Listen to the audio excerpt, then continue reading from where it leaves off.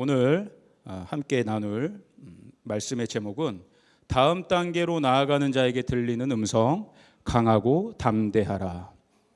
다음 단계로 나아가는 자에게 들리는 음성, 강하고 담대하라. 이 제목으로 함께 말씀을 나누도록 하겠습니다.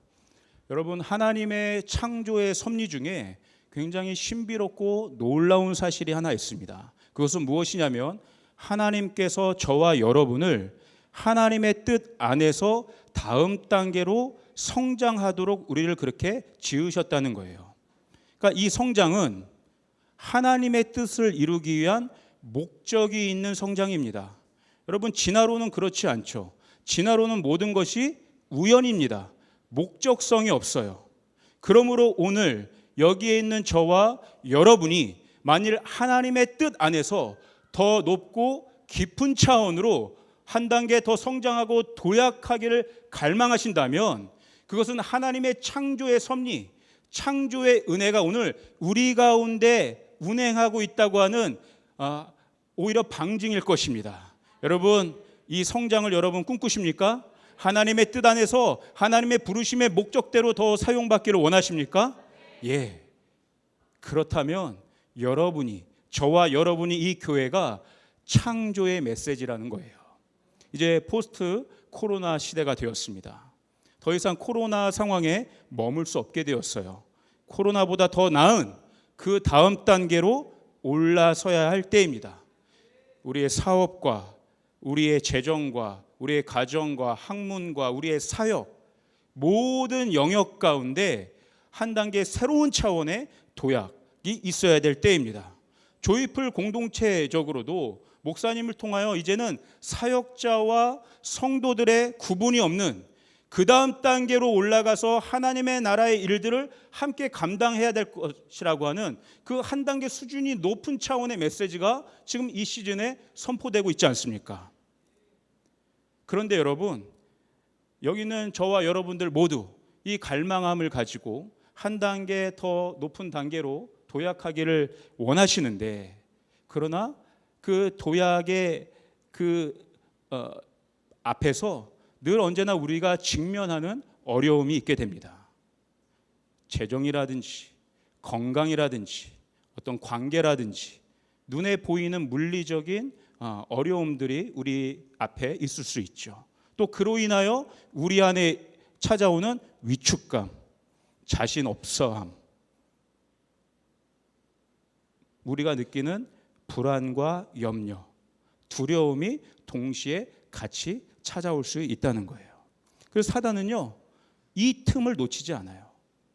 우리가 후퇴하는 것이 아니라 한 단계 더 깊은 곳으로 나아가고자 하는 그 갈망함으로 우리가 준비하고 있는데 사단은 그 틈도 놓치지 않고 총 공격해 올 거라는 거예요. 그러므로 우리가 반드시 알아야 될 한 가지 사실은 하나님의 뜻 안에서 이루어지는 다음 단계로의 나아감에 있어서 사단의 어마어마한 공격이 있을 수 있다는 것들을 반드시 인식해야 됩니다. 당연하지 않습니까? 하나님의 뜻에 맞게 그 다음 단계로 나아가는 데 있어서 사단이 어떻게 가만히 있겠습니까? 너무너무 싫어하는 것이죠. 여러분, 광야에 이스라엘 백성은 이제 가나안의 입성을 앞두고 포스트 모세 시대를 맞이하게 되었습니다. 모세라고 하는 강력한 리더십의 교체는 시대의 변화를 의미하죠. 출애굽에서 가나안 시대로의 전환, 트랜지션을 의미합니다. 이 트랜지션의 기간에 하나님이 여호수아라고 하는 새로운 리더십을 세우셨습니다. 근데 여러분, 모세 뒤에 세워진 여호수아를 한번 좀 상상해 보십시오. 그 다음 단계의 리더십으로 여호수아도 도약해야 될 때였어요. 사실 모세의 뒤를 잇는다는 건 굉장히 영광스러운 기회죠. 그러나 가만히 생각해 보면 여호수아 안에 어마어마한 불안과 염려, 위축됨, 두려움이 엄습할 수 있다는 것들을 알 수 있게 돼요. 여러분, 신명기 말씀은요, 이제 모세의 시대가 이제 끝나는 말씀인 건데, 이 신명기의 마지막 부분에 성경은 모세가 다시 한번 어떠한 인물이었는지를 짧게 평가합니다. 그게 바로 신명기 34장 10절에서 12절에 나와 있는데, 제가 한번 읽어보도록 하겠습니다. 그 후에는 이스라엘에 모세와 같은 선지자가 일어나지 못하였나니, 전무후무하다는 거예요. 모세와 같은 선지자는 없다는 거예요. 모세는 여호와께서 대면하여 아시던 자요. 예, 엄청나죠? 하나님이 모세를 대면하시는 분이라고 했어요.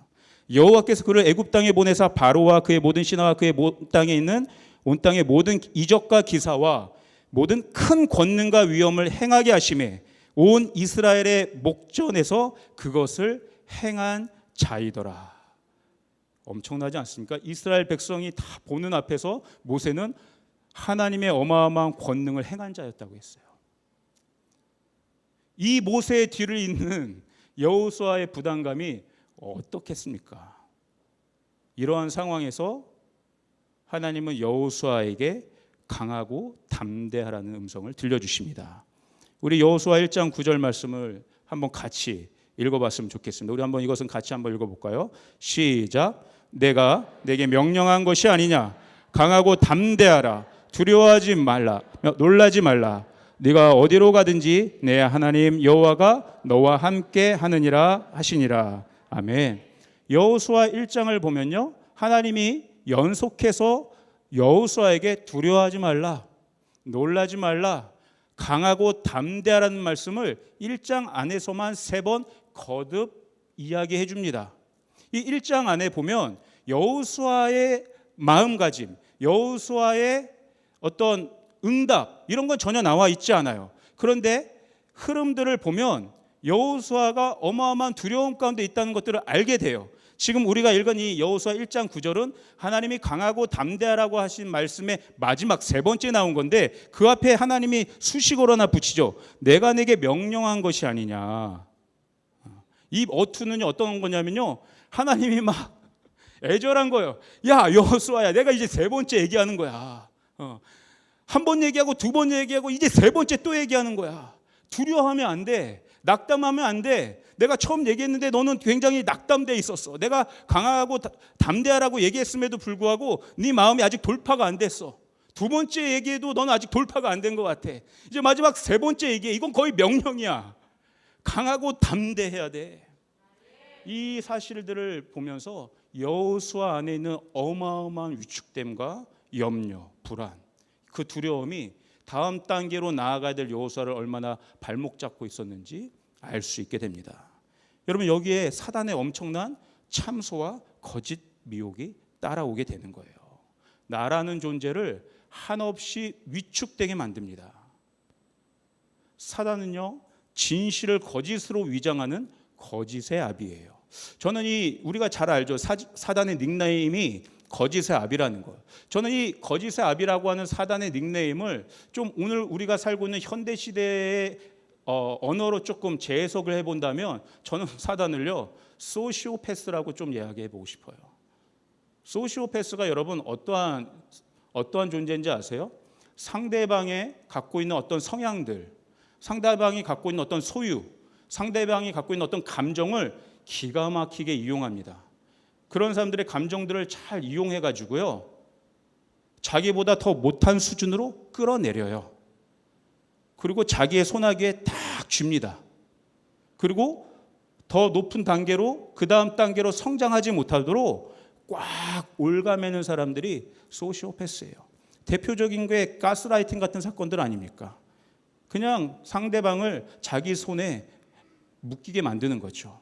그러면서 그 소시오패스가 하는 언어들이 특징이 있어요. 뭔가 이 사람의 감정을 잘 공감해 주는 것 같고 이해해 주는 것 같지만 절대 그렇지 않습니다. 할 수 있는 것에 대해서는요, 할 수 없다고 얘기해요.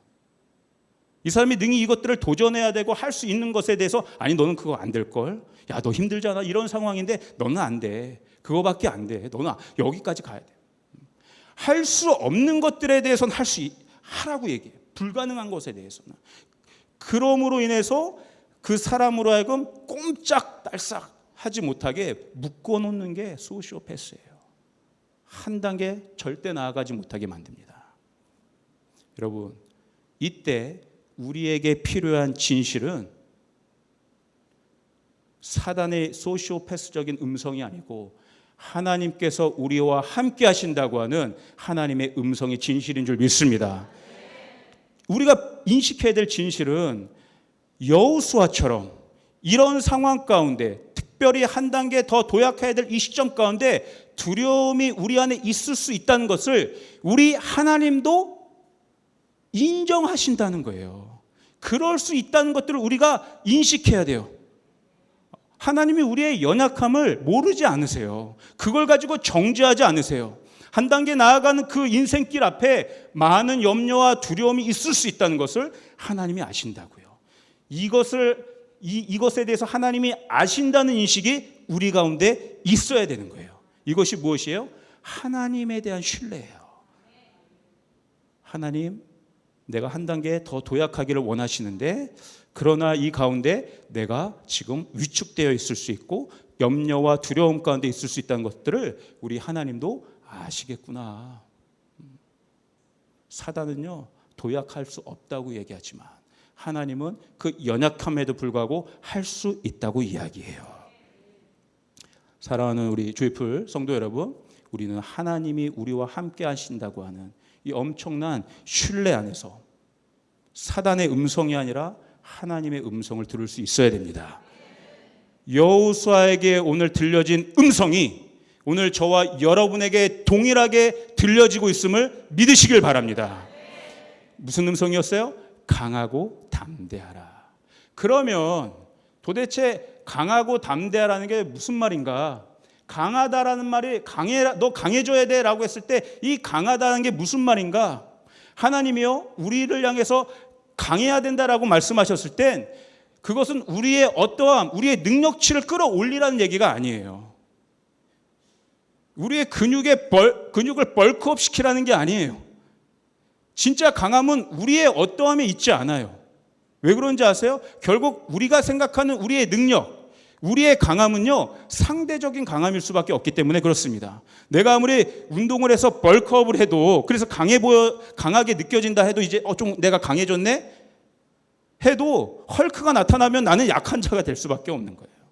내가 이제 싸움을 잘하는 수준이 됐다고 생각해서 강한 자가 됐다고 생각해도 골리앗이 나타나면 나는 또 약자가 될 수밖에 없는 거예요. 강함은 우리의 어떠함에 있는 것이 아닙니다. 여러분, 이 강하다라는 말은 히브리어로 하자크라고 해요. 이 하자크에는 여러 가지 좀 의미가 있습니다. 첫 번째는요, 바짝 달라붙어 있다라는 뜻이 있어요. 그리고 치료하다라는 뜻이 있습니다. 그러니까 하나님이 우리를 향해서 강해져야 된다라고 말씀했을 땐 그 강함이 우리로부터 나오는 강함이 아니라면 그 강함은 어디로부터 나오는 강함이에요? 하나님으로부터 나오는 강함이라는 거예요. 어떻게 강해질 수 있냐고요? 하나님께 바짝 달라붙어 있어 우리가 강해질 수 있다는 거예요. 우리는 가지일 뿐입니다. 그러나 포도나무 대신, 그 포도나무의 원기둥 대신 우리 예수님께 우리 가지가 바짝 달라붙어 있을 때, 그분께 접붙임 될 때 그 가지는 비로소 생명력을 얻게 될 수 있다는 거예요. 그 가지 자체로는 아무 능력이 없어요. 아무 강함이 없어요. 그러나 포도나무 대신 예수님께 우리가 바짝 달라붙어 있으면 그 가지에 꽃이 피어나기 시작합니다. 그 다음 단계 푸른 잎사귀가 펴지기 시작합니다. 그 다음 단계 열매를 맺게 될 수 있는 거예요. 앙상한 가지로서는 볼품없지만 주님께 바짝 달라붙어 있으면 연약했던 우리도 우리 안에서 치유가 일어나는 거예요. 온전해지는 거예요. 회복이 일어나는 거예요. 이게 강하라, 너는 강해야 된다라는 의미예요. 우리 옆 사람과 한번 같이 좀 축복의 언어로 선포합시다. 하나님께 바짝 달라붙어 있읍시다. 예. 그냥 달라붙어 있는 게 아니에요. 바짝 달라붙어 있을 때요. 덜렁덜렁 붙어 있는 게 아니에요. 바짝 달라붙어. 완전히 원 기둥과 가지가 하나로 그냥 연결되어 있는 것처럼 우리의 강함이 여기서 나온다는 거예요. 그러므로 여러분 점검해야 돼요. 나는 오늘 어디에 바짝 달라붙어 있는가? 하나님께 붙어 있는가? 덜렁덜렁 붙어 있는 수준인가? 아니면 믿는다고 하면서 떨어져 나가 있는 수준인가? 여러분, 이 강하다 하자크에는요, 이렇게 달라붙어 있고 치료한다라는 뜻뿐만 아니라 어떤 뜻이냐면 쪼개다라는 뜻이 있어요. 그리고 확인하고 확증하다라는 뜻도 있습니다. 그럼 무엇을 쪼개서 확인하고 확증하는가? 이 쪼개다에 사실 다른 의미가 있는데 베리트, 이것은 하나님의 언약을 의미합니다. 그러니까 쪼개서 확인하라는 의미는 하나님의 말씀, 우리를 향하신 하나님의 언약을 확인하고 확증하라는 거예요. 우리의 강함이 어디서 나올 수 있는가? 우리의 뜻과 우리의 생각과 우리의 모든 계획들이 아니라 하나님이 우리에게 주신 하나님의 말씀과 뜻과 하나님의 언약을 우리가 날마다 확인하고 확증하는 가운데 우리 안에 강함이 일어날 수 있다는 거예요. 이 하나님의 말씀, 하나님의 뜻, 하나님의 언약에 바짝 달라붙어 있으라는 거예요. 하나님께 붙어 있으란 말은 말씀이신 그 진리 되신 예수님께 바짝 달라붙어 있을 때 그 말씀이신 예수님의 언약을 날마다 확인하고 확증할 때 우리 안에 어마어마한 강한 능력들이 일어날 수 있다는 거예요. 오늘 여호수아에게 하나님이 이 약속을 주시는 거예요.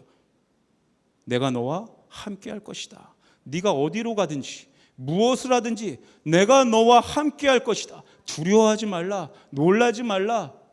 내가 너와 함께 할 것이다 라고 하는 이 엄청난 존재적인 약속 안에서 너는 강해질 수 있다.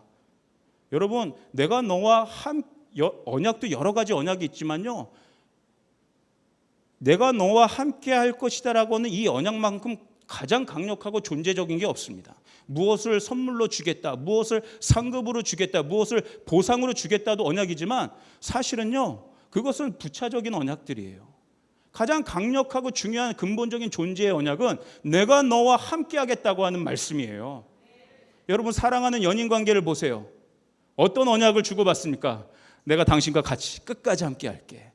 내가 당신을 끝까지 지켜줄게. 당신이 가는 곳이라면 나는 불바다라도 뛰어들 수 있어. 불구덩이라도 뛰어들 수 있어. 거기서 그 연인, 사랑하는 관계는 가장 안정감을 누리지 않아요? 돈을 얼마를 준다고 하는 게 더 낫나요? 그 말 듣고 싶은 거 아니에요? 내가 너와 끝까지 함께 할 거야. 검은 머리 팥뿌리가 될 때까지 함께 할 거야.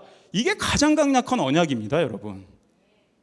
오늘 우리 마음 가운데 두려움과 불안과 염려가 계신 분들이 이 자리에 있다면 이 시간 내가 너와 함께 할 것이다 라고는 하나님의 가장 강력한 존재의 약속을 붙잡으시기를 바랍니다. 여러분, 하나님이 이스라엘 백성에게 왜 율법을 주셨습니까? 율법을 가지고 육체의 자랑을 하라고 주신 것이 아니에요.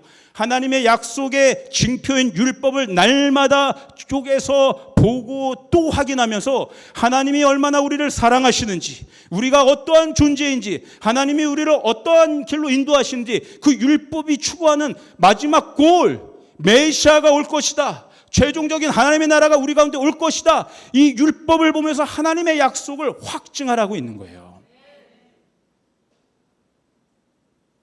율법을 가졌지만 결정적인 순간에 하나님을 신뢰하지 못하고 하나님을 의뢰하지 못하고 다른 것에 마음을 빼앗기고 우상을 세우고 우상의 모든 것들을 의지하는 그러한 우를 범하지 말라는 거예요. 하나님이 우리에게 주신 약속의 말씀 토라 안에서 하나님을 신뢰하라는 거예요. 여러분, 하나님께서 지금은 교회의 시대입니다. 왜 예수 그리스도를 우리에게 보내주셨습니까?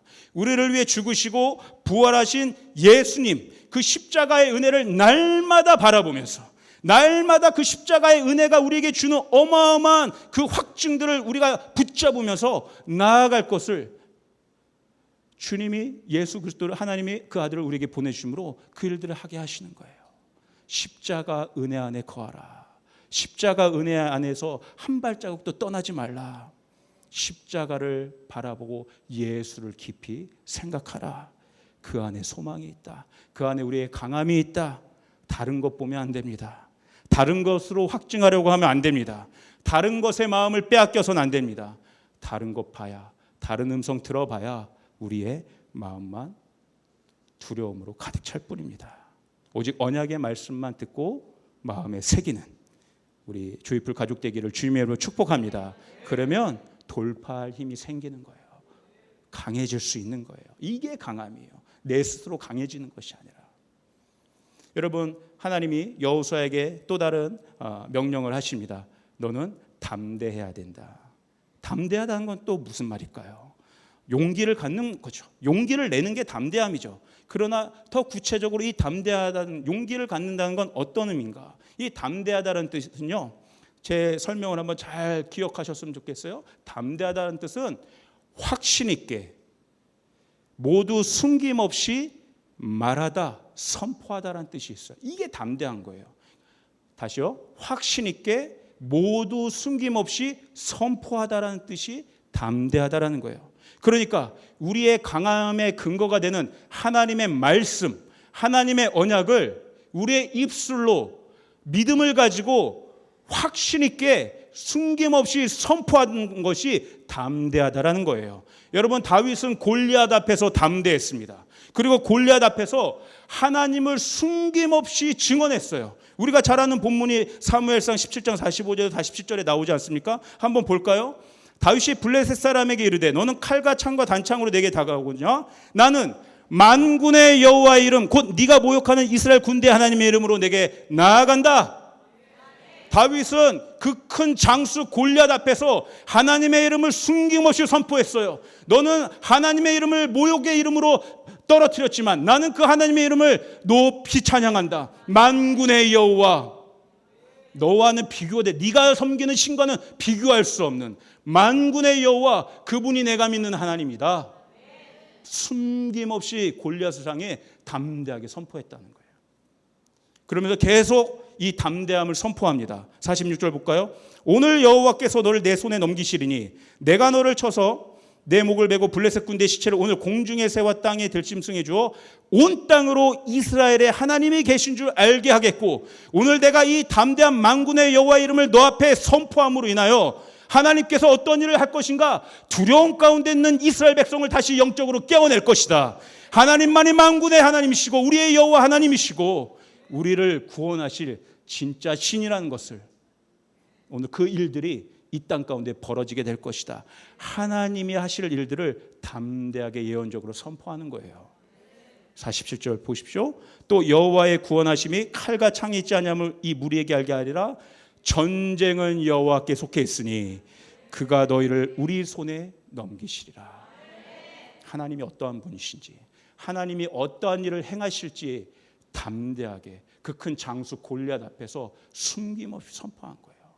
이게 담대하라는 뜻이에요. 다윗은요, 자기에게 기름 부으신 하나님의 언약을 확증한 거예요. 그 기름 부으심의 뜻, 자신을 향한 하나님의 기름 부으심의 뜻과 그 의미를 머릿속에만 갖고 있지 않았어요.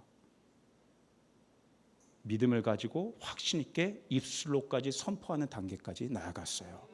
여러분, 강함과 담대함은요, 항상 함께 갑니다. 우리가 하나님의 약속의 말씀을 굳게 딱 달라붙어서 붙잡고 있을 때 그 다음 단계에 일어나는 일들은 뭐예요? 반드시 이 믿음의 확증이 입술로 선포하게 되어 있는 거예요. 믿음의 사람은 입술로 하나님의 말씀을 선포합니다. 하나님이 하실 일들을 선포합니다. 그래서 믿음은 실제적인 거예요. 우리의 입술로, 우리의 물리적인 입술로 실제적으로 선포하는 것까지 나아가는 것이 강하고 담대함의 실제적인 차원이라는 거예요. 머릿속에만 하나님 나와 함께 하시지가 아니라 입술로 선포하는 것까지 나아가는 게 강하고 담대하다라는 거예요. 확신이 있어야 돼요. 오늘 저와 여러분 여기 우리 함께 그 하나님을 예배하기 오셨는데 이 하나님에 대한 그 확신이 우리 가운데 부어질 줄 믿습니다. 그래서 믿음으로 도전해 봐야 돼요. 입술로 선포하는 건 도전이잖아요. 머릿속으로는 하나님 막 관념적인 신앙일 수밖에 없어요. 오늘 내가 그래서 믿음은 부딪힘이에요. 골리앗 앞에서 막상 하나님 나의 하나님이시 하지만 막상 골리앗 앞에서 입도 뻥끗하지 못하는 게 믿음이 아니라 그 큰 장벽 골리앗 앞에서 만군의 여호와 이름을 선포해 보는 게, 실제 물리적으로 선포해 보는 게 진짜 믿음의 부딪힘이에요. 이 부딪힘 속에 돌파가 있습니다. 진짜 우리가 강하다는 것이 증명되게 돼요. 여러분, 오늘날 우리의 신앙이 연약하다면 그것은 우리의 능력이 연약해서가 아닙니다. 우리의 신앙이 연약하다면 바로 이 부딪힘의 돌파가 없기 때문이에요. 이 경험이 없는 것이죠. 주저주저하고 위축되고 내가 할 수 있을까? 사단의 참소함을 또 듣게 되는 것이죠. 여러분, 복음서를 보면요, 재밌는 장면이 나와요. 예수님이요, 이런 표정, 저는 표정을 막 상상해 보는데 예수님이 너무 깜짝 놀라고 좀 황당해 하시는 장면이 나옵니다. 그건 우리가 잘 아는 폭풍 가운데 제자들이 놓여 있는 그 상황에서 예수님이 해요. 마가복음을 한번 볼게요. 마가복음 4장 39절 40절의 말씀인데요. 예수께서 깨어 바람을 꾸짖으시며 바다더러 이르되 잠잠하라 고요하라 하시니 바람이 그치고 아주 잔잔하여지더라. 이에 제자들에게 이르시되 어찌하여 이렇게 무서워하느냐? 너희가 어찌 믿음이 없느냐? 예수님이 제자들에게 이렇게 얘기하세요. 아까 하나님이 여호수아에게 하는 말씀과 비슷해요. 내가 너에게 명령하는 거야. 담대해야 돼. 강해야 돼. 마찬가지입니다. 예수님이 제자들에게 어찌하여 이렇게 무서워하는 거야?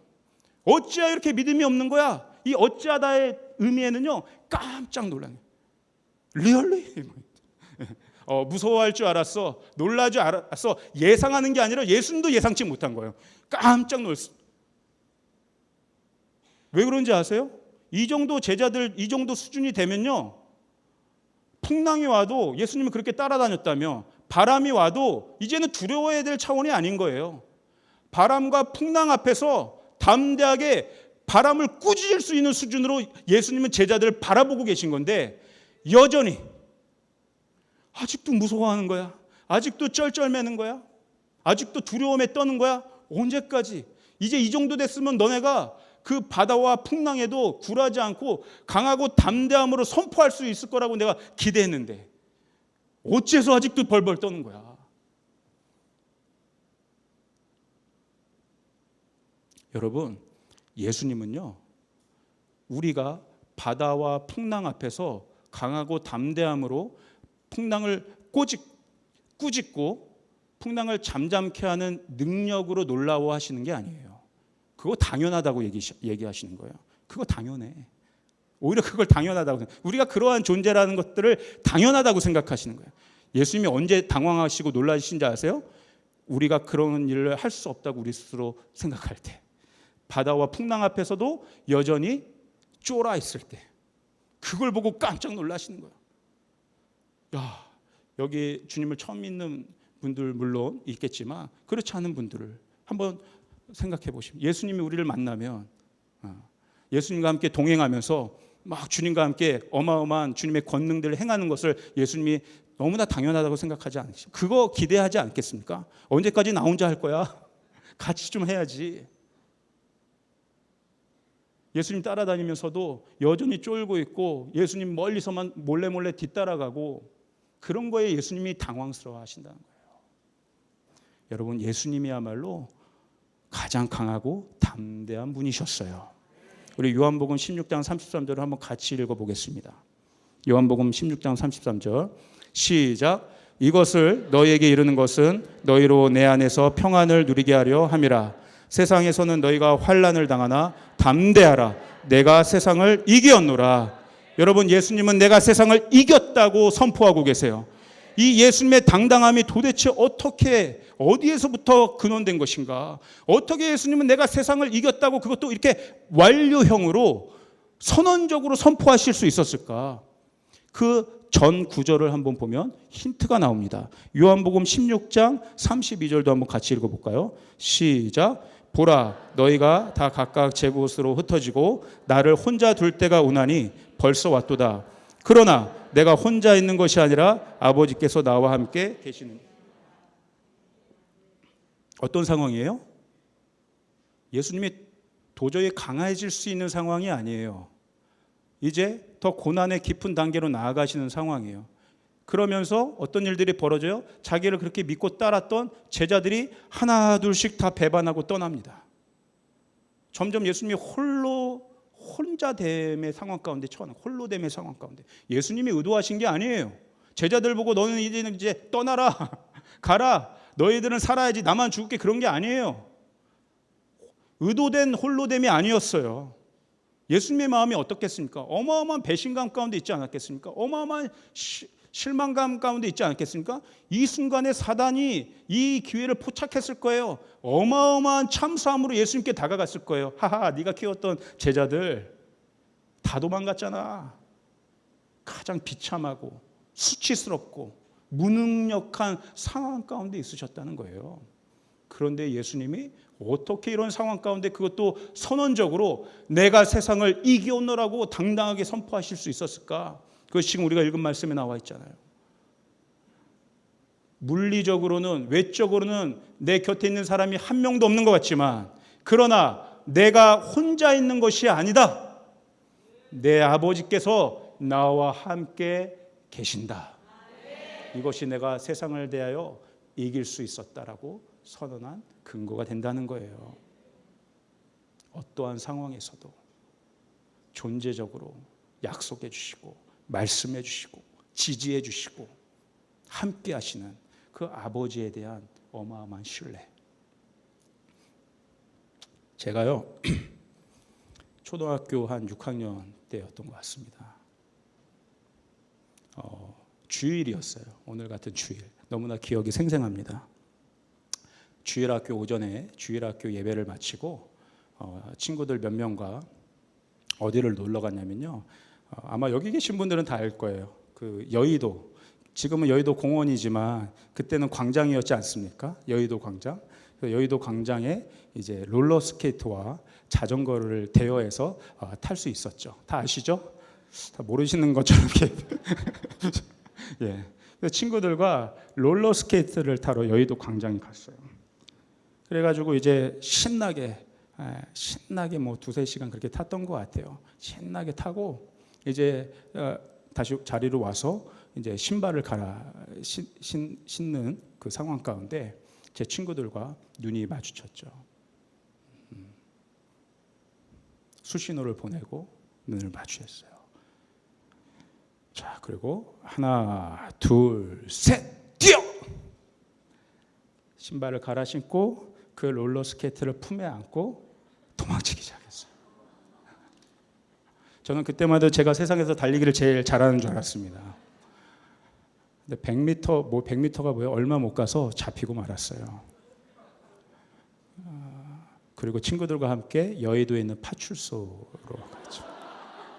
이게 웃을 일이 아닌데 왜 이렇게 웃으시죠? 저 너무 이렇게 여의도에 있는 파출소에 가서 뭐 세세한 건 잘 기억이 안 납니다. 아마 조서를 조금 받고. 근데 그 장면은 너무 생생해요. 저 한쪽 구석에 있는 책상에 저희 친구들과 쪼로록 앉아 있어요.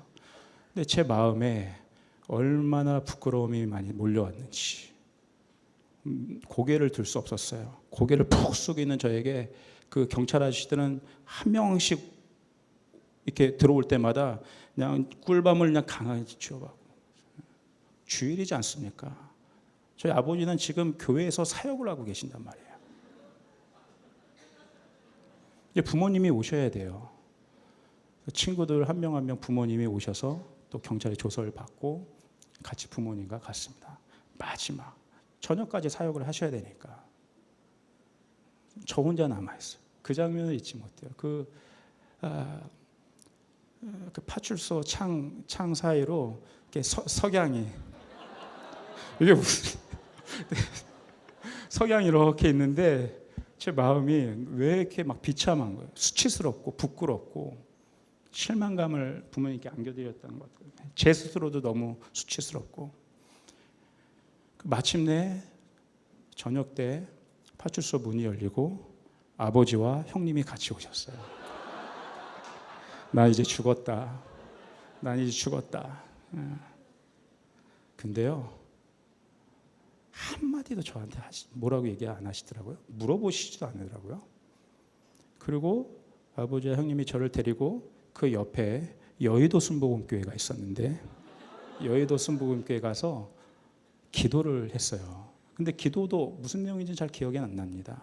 그냥 계속 저건 꿀먹은 벙어리처럼 그렇게 있고 이제 버스를 타고 이제 집으로 갔죠. 그 집에 현관문을 딱 연 순간 와, 삼겹살 냄새가 진동을 하는 거예요.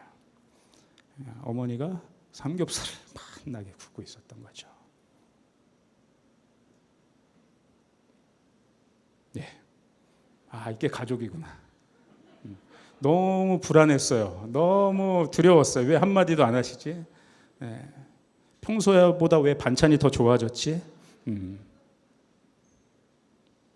이게 존재적인 안정감이에요. 이 가족이 나와 함께 있다는 거. 나에게 부모님과 형제가 있다는 거. 근데 그 가족이 나의 수치와 연약함을 조금도 정죄하지 않는다는 거. 이것이 제가 경험한 가족에 대한 신뢰고 믿음이었습니다. 히브리서 10장 19절에서 그래서 히브리서 기자는 이렇게 얘기하죠. 그러므로 형제들아 우리가 예수의 피를 힘입어 성소에 들어갈 담력을 얻었나니 나의 더러워진 피로는 감히 아버지의 집에 다시 들어갈 수 없지만 나의 죄를 모두 깨끗하게 하시고 그 죄를 기억도 하지 않으시고 그 죄를 십자가에서 모두 도말하신 예수님의 거룩하신 보혈로 인해 나는 다시 아버지의 집을 들어갈 수 있는 자격을 받았다. 이것이 돌파고 이것이 승리입니다. 무엇이 돌파예요? 아버지의 집에 다시 들어갈 수 있는 담력을 얻게 된 거. 그 담대함을 얻게 된 거. 이게 승리라는 거예요. 아버지의 약속을 다시 붙잡을 수 있는 담대함이 내 안에 다시 생겼다는 거. 우리 주님이 이 길을 열어놓으셨다는 거예요. 히브리서 2장 11절에도 그래서 이렇게 이야기합니다. 거룩하게 하시는 분과 거룩하게 되는 사람들은 모두 한 근원에서 났습니다. 그러므로 예수께서는 그들을 형제 자매라고 부르시기를 부끄러워하지 않으셨습니다. 여러분, 우리 예수님께서는 우리를 형제 자매로 부르기를 수치스럽게 여기지 않으셨다는 거예요. 이게 복음의 은혜입니다. 저의 육체의 부모님도 저의 육체의 형제도 저를 수치스럽게 여기지 않았어요. 이것이 가족이에요. 이것이 나와 함께 있는 가족의 의미예요. 그 하나님 아버지께서 여호수아가 그 믿음의 연약함 가운데 있을 때 그를 정죄하지 않으셨어요. 오늘 그를 세워주시려고 했어요. 강하고 담대하라 여호수아야, 내가 너와 함께 있다. 사도 바울도 누구보다 이 복음의 깊은 은혜를 경험한 사람이었어요. 그래서 로마서 10장 11절에 이렇게 고백합니다. 성경에 이르되 누구든지 그를 믿는 자, 예수를 믿는 자는 부끄러움을 당하지 아니하리라. 다시 한번 이 말씀을 한번 같이 읽어보겠습니다. 시작. 성경에 이르되 누구든지 그를 믿는 자는 부끄러움을 당하지 아니하리라. 여러분, 결국 우리 인생의 문제는 이 부끄러움의 문제 아닙니까? 수치감의 문제 아닙니까? 부끄럽고 수치스럽다는 게 뭡니까? 만족하지 못하는 거예요. 내가 흙수저로 태어난 것이 부끄러운 거예요. 흙수저 인생이 만족스럽지 못하는 거예요. 내 부모님이 이런 상황인 것들이 수치스러운 거예요. 자랑스럽게 내보이지 못하는 거예요. 경제적인 상황이 부끄러운 겁니다. 그러나 경제적인 게 다 충족된다 하더라도 내 안에 100억의 재산이 있고 호화스러운 집에 산다 해도 나와 같이 사는 배우자가 내게 만족감을 주지 못하면 부끄러운 거예요. 100억의 집 안에서 살아도 그 배우자는 나에게 있어서는 부끄러운 존재인 겁니다. 내가 아무리 학력이 높고 높은 스펙을 쌓았다 하더라도 내가 기대하고 있는 내 자녀가 내가 원하는 만큼의 스펙을 쌓지 못한 것들을 보면 부끄러운 거예요. 내 자녀를 향해 만족스러움을 느끼지 못하는 거예요. 이것이 우리 인생의 문제 아닙니까? 결국 부끄러움으로 수치스럽게 스스로를 생각하고 남을 수치스럽게 정죄하는 것. 그러나 지금 보셨지 않습니까? 히브리서에서 예수님은 그런 수치스러운 우리 인생을 수치스럽게 여기지 아니하시고 형제 자매로 부르기를 부끄러워하지 않으셨다. 그리고 그 예수님을 믿는 자는 인생 가운데 부끄러움을 당하지 않을 것이다. 예수 안에 만족함이 있을 것입니다. 예수 안에 충만함이 있을 것입니다. 예수 안에 모든 상황과 환경을 뛰어넘을 수 있는 진짜 자유함이 임할 것입니다. 이것이 강하고 담대하라는 거예요. 예수님이 세상을 이겼노라. 하나님 아버지의 존재 안에서 최고의 안정감을 누리신 거예요.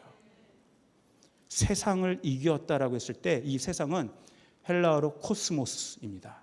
코스모스는요, 질서 있는 정돈된 상태예요. 아주 질서 정연한 자연의 이치예요. 한 치의 오차도 흐트러짐 없이 이렇게 질서 정연하게 정돈되어 운행하는 게 이 세계의 만물의 이치 아닙니까? 근데 예수님이 세상을 이기셨다 할 때 이 코스모스를 이기셨다고 얘기하는 거예요. 이 코스모스가 뭐라요? 현실입니다. 현실. 견고하게 운행되고 있는 이 현실. 여러분, 골리앗을 한번 생각해 보세요.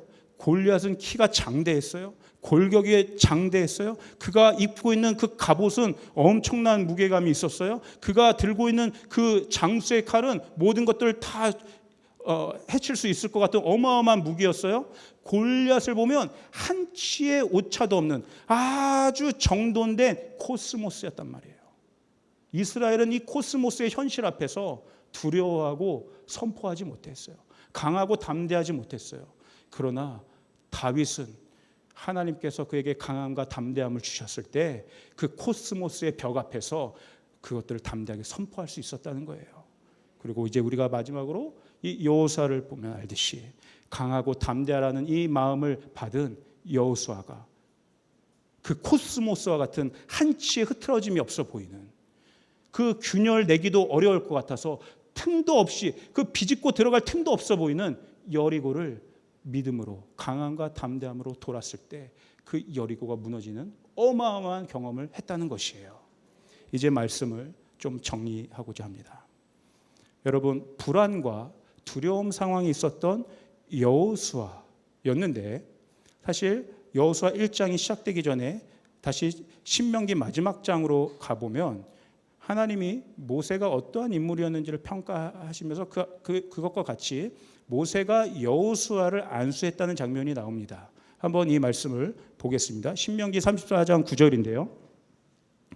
모세가 눈의 아들 여호수아에게 안수하였으므로 그에게 지혜의 영이 충만하니 이스라엘 자손이 여호와께서 모세에게 명령하신 대로 여호수아의 말을 순종하였더라. 모세가 여호수아에게 안수했을 때 어떤 일이 벌어졌냐면 하나님의 영이 임했다는 거예요. 어떤 영이에요? 지혜의 영이 임했다는 거예요. 이 장면은 꼭 뭐를 연상케 하냐면 창세기 1장 2절의 말씀을 연상케 합니다. 창세기 1장 2절이 어떻게 나와요? 땅이 혼돈하고 공허하며 흑암이 깊음 위에 있고 그러나 그 흑암과 혼돈과 공허함 속에 뭐가 있었어요? 하나님의 영이 운행하고 계셨다. 여호수아의 내면은 지금 비록 두렵고 불안하고 그래서 한 단계로 나아가야 될 그 발걸음을 도저히 뛰지 못하는 상황 가운데 있었지만 지금 여호수아 안에 있는 그 내면 안에 있는 그 컨디션은 뭐예요? 지혜의 영이 운행하고 있었다는 거예요. 이것이 핵심입니다. 성령이 우리 가운데 있을 때 지금 비록 우리는 연약함 가운데 혹시 있을지 모르겠지만 우리 안에 성령이 계시다고 하는 것들을 반드시 믿어야 된다는 것이에요. 그 태초에 혼돈과 흑암과 어두움 가운데 하나님의 영이 수면 위에 운행하셨다는 것들을 우리가 믿고 있지 않습니까? 동일하게 여호수아 안에서도 지금 지혜의 영이 임하고 있다는 것들을 여호수아도 신뢰했어야 됐고 지금 저와 여러분도 우리의 연약함과 상관없이 예수를 믿는 저와 여러분 안에 이미 성령이 우리 가운데 충만하게 임재하고 계셔서 운행하고 계신다는 이 사실을 믿어야 된다는 거예요. 왜 그러냐? 하나님의 말씀이 그때 선포됐을 때 비로소 성령과 하나님의 말씀이 합쳐질 때 새로운 창조의 역사가 일어날 수 있다는 거예요. 혼돈 다음 단계로 넘어갈 수 있는 새 역사의 문들이 열어질 수 있기 때문에 그렇습니다. 여호수아에게 지혜의 영이 임했다고 했어요. 지혜는 무엇입니까? 듣는 마음이에요. 하나님의 음성을 듣는 마음이에요. 그랬을 때 하나님이 여호수아에게 강하고 담대하라는 그 음성을 주셨을 때 이미 여호수아 안에 있는 그 듣는 마음의 영이 있었기 때문에 하나님의 말씀이 여호수아에게 선포됐을 때 그 성령의 운행하심과 그것이 폭발적인 일들이 일어나서 여호수아가 그 다음 단계로 도약할 수 있었다는 사실이에요. 그러므로 여러분 계속해서 이미 우리 안에 있는 그 영들을 하나님의 음성을 우리 안에 먼저 선포하시면서 액티베이트 해야 돼요. 내 영혼아 깰지어다. 내 영혼아 깰지어다. 나의 영혼아 하나님의 말씀에 반응할지어다. 나의 영혼아 하나님의 말씀에 반응할지어다. 강하고 담대할지어다. 모든 사단의 두렵게 우리를 떨게 만드는 모든 음성은 예수의 이름으로 파쇄될지어다. 하나님 우리와 함께 하십니다. 하나님 우리와 함께 하십니다. 이미 우리 안에 있는 성령을 하나님의 말씀을 선포함으로 성령을 액티베이트 해야 된다. 이것을 위해 기도하셔야 된다는 거예요. 이 말씀이 새로운 문들을 열 수 있도록. 정말 기대가 됩니다. 정말 이제 5월, 유난히 겨울이 저도 길고 추웠던 것 같습니다. 사회적으로도 계속 새로운 시즌들이 들어가고 있어요. 이미 우리 안에 계신 성령님을 기도로 깨어내시길 바랍니다. 말씀을 선포하시길 바랍니다. 주님께서 우리에게 한 단계 약속하신 그 다음 단계의 문으로 들어가게 하실 줄 믿어요. 그래서 제가 마지막으로 함께 여러분과 선포하는 기도를 한번 드리고 찬양했으면 좋겠다 생각합니다. 한번 화면에 준비된 선포 기도를 여러분 확신 있게, 담대하다는 건 뭐예요? 확신 있게 숨김없이 선포하는 거예요. 자, 한번 우리 다 보이시면 같이 선포하시길 바랍니다. 시작. 우리 하나님 아버지는 선하십니다. 오직 하나님만 선하십니다. 하나님만 신뢰하기로 결정합니다. 은혜와 은총의 때, 주님의 시간에 새로운 기름 부음을 받는 지금 성령의 지혜와 계시로 가속의 시간을 감당할 것입니다. 내 입에 붙은 말 안 된다, 모르겠다, 못하겠다, 이 모든 거짓과 속임의 영, 이 생각의 묶임과 저주를 지금 이 시간 모두 끊어냅니다. 파쇄합니다. 예수 이름으로 끊어질 지어다. 주여, 하나님이 주신 사명을 감당하고 싶습니다. 믿음으로 감당케 하소서. 성령의 능력을 더하소서. 영의 눈을 열어주소서. 영의 눈은 열려질 지어다. 이해되지 않던 것들이 알아지고 깨달아지는 지혜와 총명의 영이 부어질 지어다. 하나님의 뜻을 명확히 깨닫게 될 지어다. 할 수 있거든이 무슨 말이냐? 믿는 자에게는 능치 못함이 없느니라. 나에게 더 큰 믿음을 부어주소서. 못하겠다는 두려움을 꺾어버립니다. 담대하게 시도하고 부딪힐 것입니다. 나는 하나님의 선하심을 맛보아 알 것입니다. 하나님이 다음 단계의 새로운 차원의 문들을 열어주실 것입니다. 주님께서 내게 돌파의 문들을 열어주시니 나는 그 문으로 들어가서 주님을 찬양할 것입니다. 주님께서 열면 닫을 자가 없기에 내 문은 항상 열려있을 것입니다. 주님은 나보다 앞서가서 험한 곳을 평탄하게 하시며 논문을 쳐서 부수시며 새빗장을 꺾으십니다. 주님께서 내 걸음을 정하실 것입니다. 내 걸음이 주님의 길을 굳게 지킴으로 실족하지 않을 것입니다. 나는 강하고 담대할 것입니다. 하나님의 약속을 굳게 붙잡고 하나님이 하실 일들을 선포할 것입니다. 우리는 성령 안에서 말씀의 능력으로 이루어지는 새 일들을 보게 될 것입니다. 조이풀 모든 성도들은 그 영광의 문에 들어가 하나님을 찬양할 것입니다. 그 영광의 임재 안에서 충만하게 될 것입니다. 세상을 충만하게 할 것입니다. 아멘. 우리 주님께 영광의 박수, 승리의 박수를 높여드리겠습니다. 우리 자리에서 한번 일어나시죠.